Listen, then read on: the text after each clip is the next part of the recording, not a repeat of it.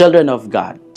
In the 4th century, the Christian world faced a serious theological controversy called Arianism. This teaching came from a priest named Arius.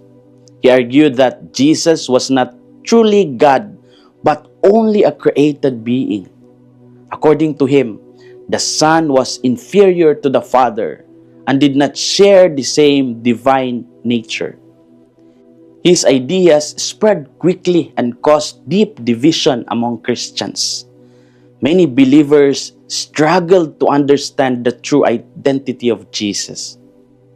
To resolve the conflict, church leaders gathered in the Council of Nicaea in the year 325.